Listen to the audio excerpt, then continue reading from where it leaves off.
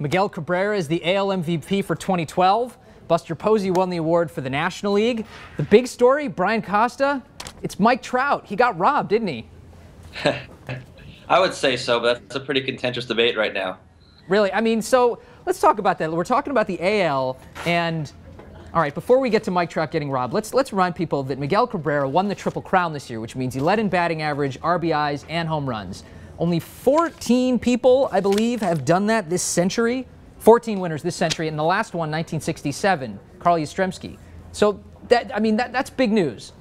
Right. It's one of those rare sort of hallowed feats in baseball history, and I think that for a lot of sort of more traditionalist thinkers, that in itself is so significant that it's kind of like, how could he not do that and win the MVP? And I don't think there's any question that he was the most fearsome hitter in the league this year. Certainly the Triple Crown indicates that. But with Trout, there were a lot of sort of advanced metrics and some not so advanced metrics, all of which pointed to him as sort of the more complete all-around player. His base running was vastly better. His defense was vastly better. As a hitter, he wasn't quite as good, but the disparity between them as hitters wasn't as great as in other areas that favored Trout. So, both were certainly deserving, but that's kind of where Trout's case was. Okay, now we should remind people, of course, Mike Trout plays for the Angels, and he did win the Rookie of the Year. Right.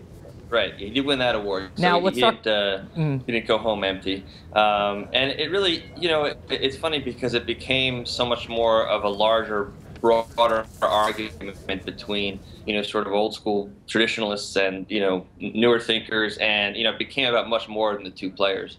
Now, meanwhile, in the National League, Buster Posey, a deserving winner? Oh yeah, absolutely. I mean, you could have made a case for some other players, but that just wasn't quite as hotly debated. Buster Posey had a pretty strong case, and it just didn't turn into the kind of raucous debate that we saw in the American League side. It was almost the forgotten MVP race.